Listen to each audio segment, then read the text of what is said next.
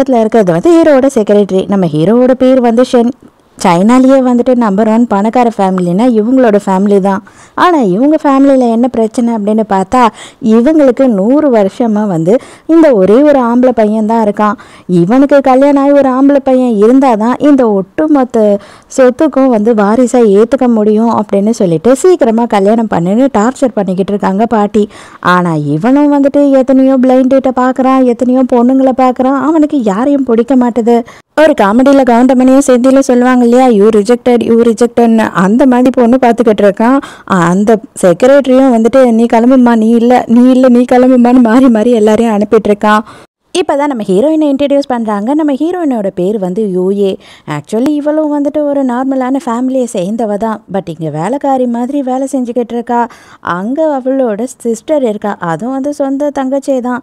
இப்போ நம்ம ஹீரோக்கு சுயம்வரம் நடந்துக்கிட்டு இருக்கு இல்லையா, அதில் கலந்துக்கிறதுக்கு தான் வந்துட்டு தங்கச்சிக்காரியுமே இங்கே வரா.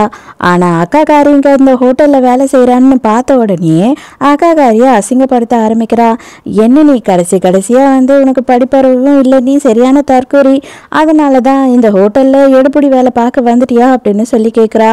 அது மட்டும் இல்லாமல் 2 வருஷமாக ஹீரோயின் ஜெயிலில் இருந்திருக்கா. ஜெயிலேருந்து எப்போ வந்த, வீட்டு பக்கமே வர காணும், பரவாயில்ல நல்ல வேலை வீட்டுக்கு வந்துடாது, எங்களுக்கு தான் அசிங்கம் அப்படின்னும் போது நீ தான் ஜெயிலுக்கு போயிருந்துருக்கணும்.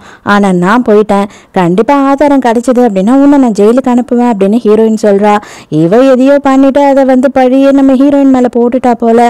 இப்போ நான் ஒருத்தனை பார்க்க போகிறேன் இல்லையா, அவன் வந்து கண்டிப்பாக என்னை கல்யாணம் பண்ணிக்க ஒத்துப்பான். ஏன்னா என் அழகில் அவன் மயங்கிடுவான். அது மட்டும் இல்லாமல் அப்படி கல்யாணம் ஆயிடுச்சு அப்படின்னா நீ சொல்கிற மாதிரி எந்த ஒரு விஷயமும் நடக்காது. ஏன் தெரியுமா, அவன் தான் இந்த சைனாலேயே வந்து நம்பர் 1 பணக்காரன். அவனோட பொண்டாட்டியான ஆனதுக்கு அப்புறம் என்ன யாருக்கு என்ன பண்ணுறதுக்கு தைரியம் இருக்கும் அப்படின்னு சொல்கிறா. அதே நேரத்துக்கு இங்கே மறுபடியும் ஹீரோவையும் செக்ரட்டரியும் காட்டுறாங்க. செக்ரட்டரி கெஞ்சிரான், சார் இந்த சிட்டியில் இருக்க மொத்த பொண்ணையும் நீங்கள் பார்த்துட்டீங்க, எந்த பொண்ணையும் பிடிக்கலன்றீங்க, பாட்டி என்னை போட்டு உழுக்குன்னு உழுக்கிட்டு இருக்காங்க, தயவு செஞ்சு சீக்கிரமாக கல்யாணம் பண்ணிக்கோங்க சார், உங்களுக்கு 30 வயசு தாண்டிடுச்சுன்னா உங்களுக்கு குழந்தை பாக்கியமே இருக்காது அப்படின்னு உங்கள் ஜாதகத்தில் இருக்கான், அதனால அவங்க பயப்படுறாங்க அப்படின்னும் போது இவனுக்கு என்ன பண்ணுறதுன்னே புரியல. ஏன்னா இவனுக்கு தான் யாரையுமே பிடிக்கலையே. இப்போதான் ஹீரோவை பார்க்கறதுக்காக ஹீரோயினோட தங்கச்சிக்காரி உள்ள வரா. உள்ள அவ வரும்போது நம்ம ஹீரோயின் இங்கே வேலை செய்கிறா இல்லையா, அவளுமே டீ அதெல்லாம் எடுத்துட்டு வந்து சர்வ் பண்ணுறதுக்காக வரா.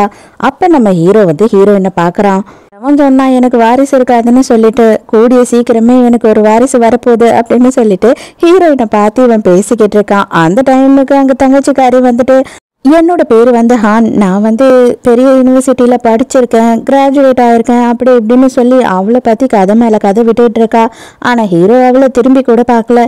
ஆனால் ஹீரோயின் மனசுக்குள்ளே நினச்சிக்கிட்டு இருக்கா,